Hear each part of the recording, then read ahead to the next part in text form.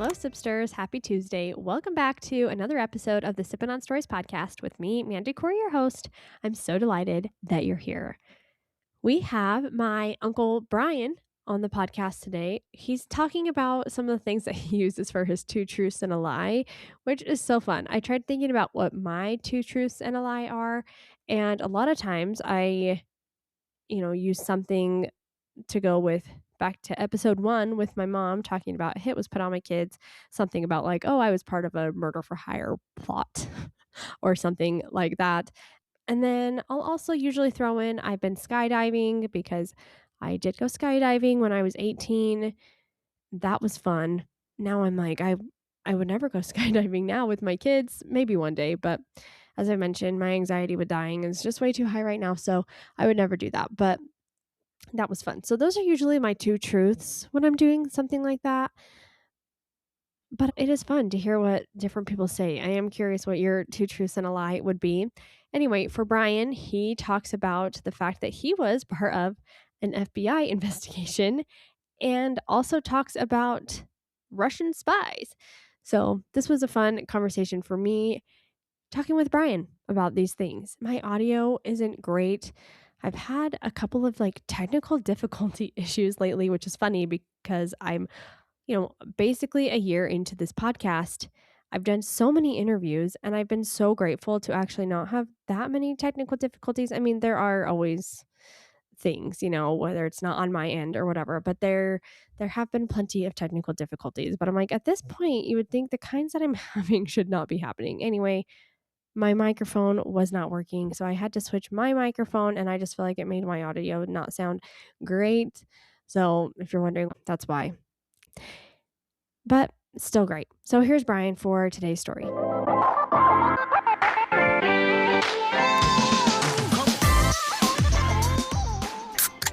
So I like to ask all of my interviews, my guests, what their favorite drink is. And so what is your favorite drink to have, Brian? Dr. Pepper is the nectar of the gods. It, it is. Do you like any specific flavor or just plain Dr. Pepper? For Christmas several years ago, Jen got me some syrups. And so Dr. Pepper with pomegranate syrup is really good. There is, when I'm doing a road trip up to Utah, there's a Maverick in Flagstaff, and sometimes we'll get a soda for the trip, and they have Barks Red Cream Soda. And if you mix Barks Red Cream Soda with Dr. Pepper, it's a magical elixir. But if I don't have Barks Red Cream Soda, a squirt of pomegranate syrup is just really good. I would have never thought to put pomegranate. I put vanilla or coconut in my Dr. Pepper, and the pomegranate would be an interesting And choice. Those are both delicious. Yeah. But pomegranate is like next level. Yeah. Okay, well, thanks for answering that question. Okay, so you're going to tell us two stories. And Yes. so I don't know which one came first. So I'm just going to let you start telling your story, whichever one you're starting with. Okay, I'll do chronological. I'll do the high school story first. Okay. So I have a series of things that every time I have to do two truths and a lie, I've got a few backup stories that I go to, and these two are on that list of things that sound a lot more cool than they actually are, but they do sound like I've lived like an amazing life. So the first story, and that I say in the two truths and a lie, is that I've been investigated by the FBI. And that is a true story. I have been investigated by the FBI. And so it goes back to high school. I was a senior in high school, and I was on the debate team. And I went to Bonneville High School there, and I grew up in Ammon, Idaho. So the Bonneville debate team was good. Excuse me. And we were actually pretty good that year. In fact, our senior year, we won every single tournament. And most of those tournaments, we closed it out at the final round because both the first place and second place team were from Bonneville. And so there was no point in continuing the tournament. Yeah. And so we sort of dominated debate that year. And one reason for that is because while everyone else would haul around suitcases full of evidence cards. This is pre-internet, uh, smartphones. We would go. We had less evidence, but it was much, much better. And that's because we would gather our evidence from the technical library at the INEL site in Idaho Falls there. And so everyone else was using, public libraries or cards that you would buy from colleges. We would go to this government technical library and get like really, really good data and good Was that evidence. easy to get it from there? Yeah, I mean, if you knew what you're doing. Yeah. But no one else even thought of doing that. And so we just destroyed everyone else because the topic was water related topic. So it was a very sort of scientifically technical topic that year. And we had evidence that just blew everyone else away. So at the beginning of the year, we go to this library to get our evidence on, the science of water purification. And it's a government-run lab. It's the INEL nuclear library. And you have to sign in. And so you sign in your name and your nationality. And so I write Brian Dilley, US. And then my friend behind me writes in his name, and then above my name puts SR behind the US. And so for context, this is 1985, which is the height of the Cold War. President Ronald Reagan is saying that, the Russians are an evil empire and they're out to destroy us. It is like if you've seen, Stranger Things, that was sort of set in that was the setting for my high school age, is the mid 80s, and a lot of paranoia. And so he wrote down that I was a Soviet, basically, is by putting the SR behind me. So we do our research, and then a few days later, our teacher gets a call. Our teacher was Peggy Oliver, who was a great debate teacher. She ultimately retired to Florida and died of COVID. And so she's no longer with us, unfortunately, but she was a great debate teacher. And so this FBI agent calls up our teacher and says, hey, this Brian Dilley guy, we've started an investigation because he indicated on this at a research facility, a secure location, that he was a Soviet person. And so, did you know that your friend had put that? No, I didn't, because I had already walked into the library. He was just, pranking me. And so the FBI agent said, so we're going to do one of two things here. If he is a Soviet citizen, we are going to deport him immediately. And if he's an American, he's committed a felony for misrepresenting his nationality in a secure location. Oh my gosh. And so, I need to know, is he a citizen or not? We've started this investigation. And Mrs. Oliver, to her credit, realizes that she's on the other line of an FBI agent in Idaho Falls, which means he is the most bored person in the United States, right? And has nothing else to do than harass this high school kid, right? And so he said he was going to do those two things. He said, well, he's an American. And he goes, well, okay, then that means he's committed a felony and we're going to start offenses. And my teacher says to him, good luck with that, and hung up on him. I like your teacher.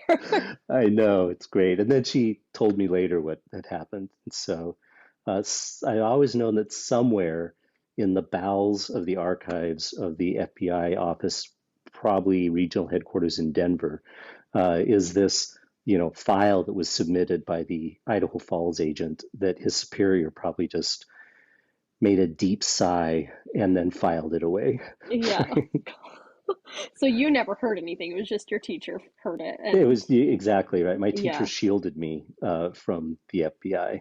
So I was investigated by the FBI in high school, right? So story number 2, which also makes me sound much more James Bondish than I actually am. So I'm a college teacher now. I teach at Mesa Community College in Arizona. And one of the big things I do is model United Nations. And so in Model UN, the students pretend to be diplomats from another country. They research global issues, and then they go to a conference where they're in a room with 40 or 50 other college students, each of whom is pretending to be a diplomat from a different country, and you negotiate with them to try to craft a UN resolution that reflects your country's national interest. So I love doing it because it teaches kids how to research and how to write and how to public speaking and how to negotiate. And also Model UN tends to be a place where rich kids play. And I'm bringing people who've never flown on an airplane before. And so it's fun because they get to go to these conferences and just trounce these really rich kids in elite schools and just like have their way with them.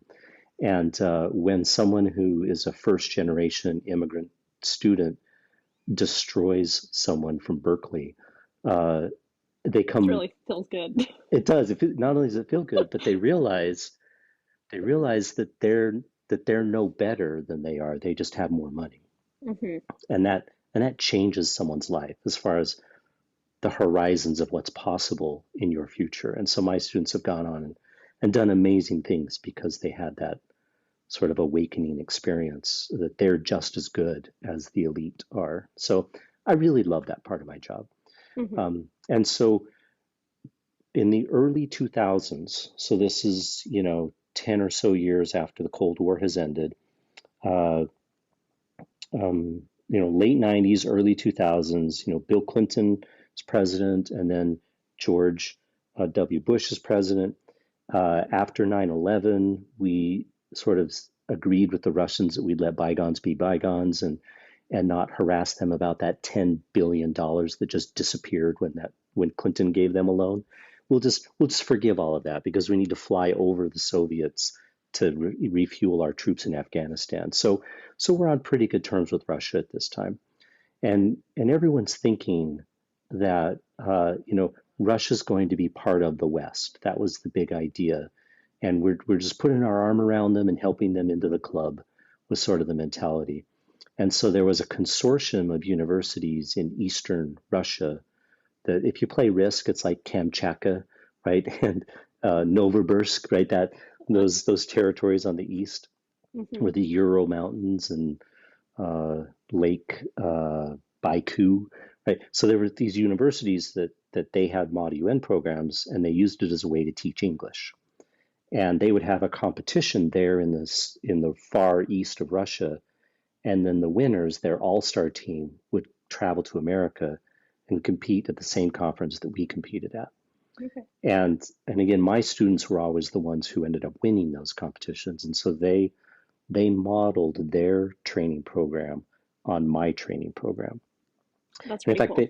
They invited us to come to their conference, and they couldn't understand. They did, but they couldn't understand why I wouldn't do it. And the conference that they invited us to was in Siberia on New Year's Eve, and I'm bringing kids who are 19 and 20, right? Everybody drinks in Russia. It's Russia, right? And it's New Year's Eve. And so, I've always known if we were ever going to attack Russia, New Year's Eve is the time to do it because the entire country is stone cold drunk. And so I'm like, and it's Siberia in the middle of the winter. And so I said, I just don't think it's a good idea to bring my students. I think it might be kind of dangerous there on New Year's Eve. And they said, no, we've got it all figured out. What we do on New Year's Eve, because we know it could be a problem, the way we keep everyone safe is we lock the doors so that nobody can wander outside when they're drunk. And that's how we better. That's how we guarantee everyone's safety. And I'm like, you're not selling it. So I did not go to the Siberian conference on New Year's Eve, but they invited me.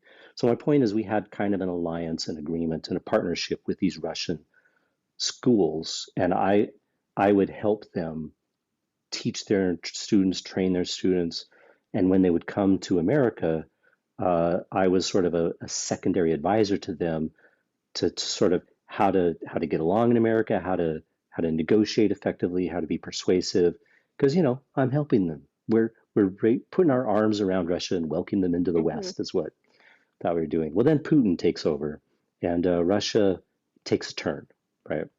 Mm-hmm. Which is why, as an aside, anytime the Russians are complaining that, the war in Ukraine is a defensive war because we're like crowding them out and wouldn't let them into NATO, just that's not true, right?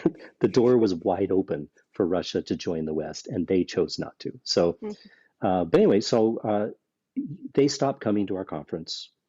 A few years go by, and then I hear news about some Russian spies, RSV agents, who were caught in Maryland. And what they were doing was these two agents, a man and a woman, were pretending to be married and inviting people who with connections in the government there in Maryland, in DC area, into their social circles so that they could infiltrate and get compromised information on them, sort of classic Russian intelligence move. Like if you ever heard about the movie or watched the movie The Americans. I don't think I've seen that. So it's a TV series from 15 years ago probably. But that's basically the plot of that movie. They took the plot of this movie from this thing that actually happened, where these Russian spies pretended to be a couple and then tried to make all the friends. And so I was like, oh, that's interesting. And so I turned on the news because I wanted to see pictures of this because this is like, a big bust. And here on the TV, they're showing the Soviet agents, they're not Soviets anymore, the Russian agents in handcuffs, putting them into the paddy wagon. And sure enough, it's the two Mod UN students who I had trained and mentored on how to pass off as good Americans and go well in the West. And so when I'm playing the two truths and a lie, what I say is that I trained two Russian agents on how to infiltrate America. And that is true. It was unanticipated. It was not on purpose. Yeah. Unbeknownst to me, I was helping the Russian RSV train these agents. And were they agents when they were in college? Probably. And so I was just going along with it. So, what were your first thoughts when you saw that? Oh, crap. And then I fully expected to get another call from the FBI. Name would be in there 2 times. Yeah. Exactly. But the FBI did not follow up on that. They'd already arrested them and they were rolling up the cell and getting their superiors. And I was far enough in their history that I did not pop up, apparently. That's so funny. You clearly were doing too good of a job. Too good of a job. Yeah. Yes. And I've got some other sort of similar stories that sound like I'm a big spy when I'm not. I advised some Egyptians on how to overthrow their government. I feel like I need to know that. Well, so again, this is Mod UN. Uh-huh. So the State Department had a program where they would bring students from strategically important countries to America because international students tend to be quite wealthy because it's really hard and really expensive to get to America to study. Mm-hmm. So I always tell my students, if you want a rich friend, go make friends with the international students because they're loaded. They have money. Usually. Yeah. They have money, right? But that slice of people is not necessarily our best messaging out to the world, right? Yes, we want the elites to like America, but we probably want like the everyday people to like America as well. Mm-hmm. So the State Department had a program where they would have a merit-based scholarship, so the best of the best, but were poor, would be able to compete and get awarded scholarships to come study in America for 1 year, paid for by Uncle Sam, not by their parents. Mm-hmm. But it was only 1 year. And the idea was after that year, they would get a certificate or some credential that they could use. They'd go back into their poor community and be leaders in their community and like America, right? But it doesn't do any good to study at university for 1 year, right? Mm-hmm. Yeah. But if you go to a community college for 1 year, you can get certifications, you can get degrees in 1 year's time. And so Mesa Community College is one of 7 colleges in the country that was participating in this program. And we used Model UN to help them teach them professional English. Just like the Russians were using Model UN to teach English, we use ModUN to teach our international students English as well. And so about half of my team were these international students. And it was kind of fun because we'd go to the conference. And again, ModUN for most universities is where rich kids play.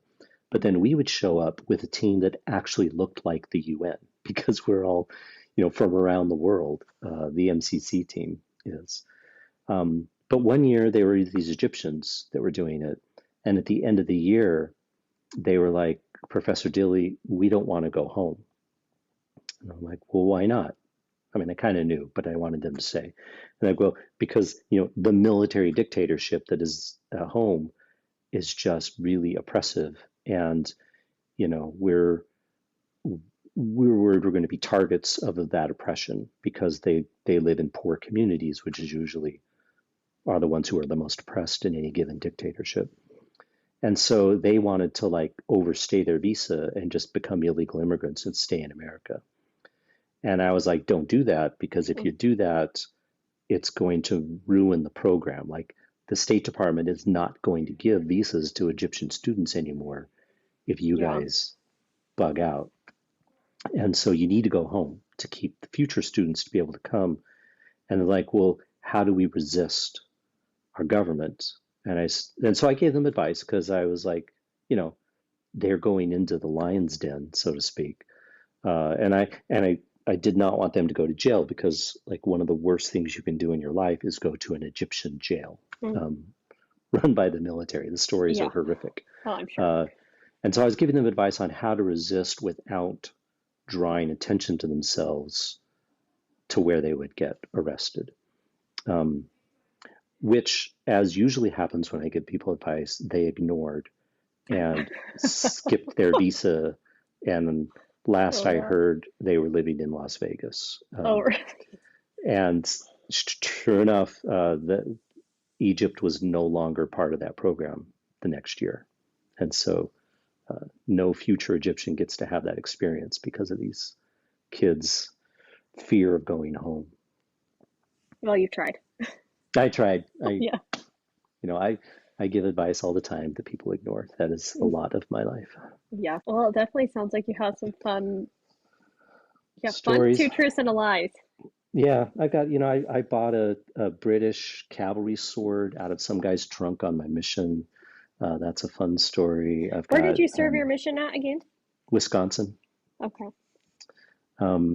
I was a courier for a while, and it sounds like a James Bondy thing because I was going into China and Turkey and Germany and London. And so it makes a great two truths and a lie.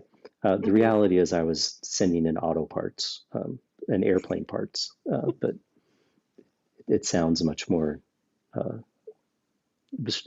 exotic than it actually is. So I appreciate being able to tell the stories. And I, for those who are listening, don't know, I'm Mandy's uncle.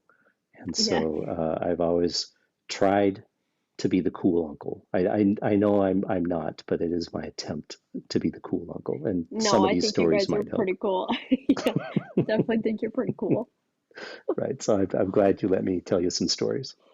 How many podcasts have you been on? Because recently I interviewed Parker Kane, and I saw that you interviewed with him like years ago, and I was like, oh, I didn't know you were on the Upbeat. How long ago? It was a while ago. Yeah, that was a while ago. There. Yeah. And I know you've been on a few other podcasts. So how many have you been on? I was on one podcast twice. You're the fourth podcast I've been on, and I'm actually scheduled to be on another one on Friday. Oh, really? What one's that one? Well, that one is about advice for men on how to overcome the psychological barriers that prevent them from succeeding. And it's done by a friend of mine, and he's an African American Black guy, and all of his references were to sort of Black America and the specific struggles that Black men have, which are unique in our culture. And so I was listening to it because he's a friend of mine, and he was talking to me, and we were talking about because my graduate degree is in political psychology, which is basically applied social psychology. Mm-hmm. And so I have an interest in that. I teach a graduate class in foreign policy analysis for ASU, so I keep up on it. And so I was talking to him, and he says, "Oh, I should have you as a guest." And I was like, "I thought, I thought this was, all of your guests and all of your Like, do I fit audience in are here? for Black people, right? Do you really Uh-huh. want this, bald white guy on your podcast?" And he's like, "Oh, no, no, it's for men generally." I'm like, okay, so I'm going to get advice on um, how to not listen to the lizard part of your brain, because you've got the amygdala, which is deep inside your brain, and it's the lizard brain. It's very early evolutionary. And then your frontal cortex is your causal part of your brain, which helps you know cause and effect and think of the consequences of your actions. And the lizard hijacks the frontal cortex all the time, and it explains why a lot of people do really stupid things. Mm. And when we were raising our kids, we would often talk about the lizard brain. And my son Jackson, your cousin, when he was a little boy, he had anger issues. Like he was always like screaming and stuff. And he loved the song "The Wheels on the Bus Go Round and Round." Like he would sing it all the time. And if we ever wanted to calm him It's down, cute. we'd just sing "The Wheels on the Bus Go Round and Round." So he loved that song. So whenever he was like flying off on a rage, we would ask him, "Okay, who's driving the Jackson bus?" and he like paused and he goes, "I don't know." And I said, "Well, who should be driving the Jackson bus?" "Jackson." Okay, so as a It's way to try cute. to get the frontal cortex to take back over from Uh-huh. the lizard. So anyway, those are the kinds of things I'm going to talk about Oh, on that's really Friday. cool. Yeah, I've listened to some of yours and uh, Jen's podcasts, and it's been fun for me to listen to. So, Good. yeah. Yeah, well, I'm, Well, I'm glad, and I hope that helps us qualify as the cool aunt and uncle, because that's really yeah, all we you're want in definitely life up is for there. you to Yeah, think of us as the cool aunt and uncle. you are. Whenever you come to town, we have to go see you guys because you're just too cool. So, well, it was good talking to you. Okay, And again, I thanks. appreciate you doing this. Yes, and I'm looking forward to hearing other stories on your podcast. Yes. Have We'll talk fun. to you later. All Bye. right, bye bye. You probably can't hear, but there are birds just singing outside right now, and it is so pretty. It's officially spring, which I love. So, man, that was just gave me a boost of like happiness right before I started this or outro. Okay. So, I'm going to give you a couple pieces of information. I know I've done that like in the last few episodes, which I normally don't do, but it's been fun for me to like look up some information about some of these stories that have been told. So, I decided to look up some information about the INL, just in case people aren't familiar with the INL. If you're not from Southeast Idaho, or, if you just haven't heard of it. So I just went to ChatGPT and said, just give me a quick summary to tell people about the INL. And it says the Idaho National Laboratory, INL, is one of the biggest and most important employers and research centers around Idaho Falls, Idaho. What it is. It's a major federal research lab run by the U.S. Department of Energy. Founded in 1949, it was originally created to test nuclear reactors. Today, it is one of the country's leading nuclear energy research centers. What they do: develop next generation nuclear reactors and fuels, work on clean energy, power grids, and renewables, research national security and cybersecurity systems, even contribute to things like semiconductor manufacturing and advanced computing. Let's see. It says, fun fact: the site was where the first usable electricity from nuclear power was generated in 1951. In short, INL is basically a high tech science and energy hub that puts Idaho Falls on the map nationally, especially in nuclear energy and advanced research. It also says on Wikipedia, it says various organizations have built more than 50 reactors at what is commonly called the site, including the ones that gave the world its first usable amount of electricity from nuclear power and the power plant for the world's first nuclear submarine. Although many are now decommissioned, these facilities are the largest concentration of reactors in the world, which is crazy. Okay, so it makes sense as to why Brian's like debate team was able to get such good evidence and things for their debates. It's because they were getting it from the INL, which has all of this information for them.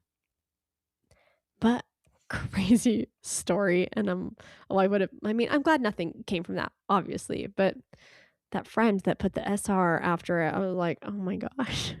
Sometimes kids, oh my goodness.